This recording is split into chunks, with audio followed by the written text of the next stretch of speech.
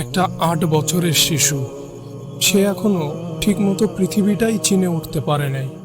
যার হাতে থাকার কথা ছিল বই আর রং পেন্সিল, সে আজ শিকার হলো মানুষ রূপে লুকিয়ে থাকা এক নরপশুর। বাংলাদেশে আর কত লামিসা হারিয়ে গেলে আমাদের বিবেক জাগবে ভাই? আমরা প্রতিদিন খবর দেখি, কিছুদিন কাঁদি, তারপর ভুলে যাই।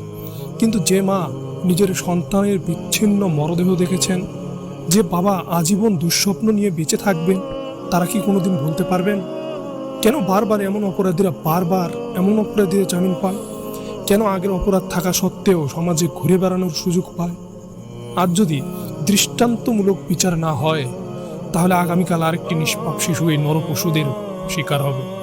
আমরা প্রতিশোধ চাই না, আমরা বিচার চাই, দ্রুত বিচার চাই, এমন শাস্তি চাই যা দেখে ভবিষ্যতে আর কেউ কোনো শিশুর দিকে কুদৃষ্টিতে তাকানোর সাহস পাবে না।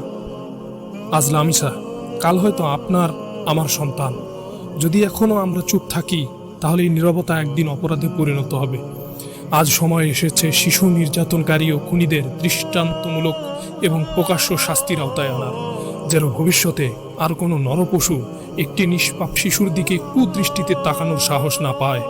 কারণ বিচার যখন দৃশ্যমান হবে, তখন অপরাধীরা মনে মনে এমনিতেই ভয় পাবে, আর সমাজে সাহস কখনো পাবে না।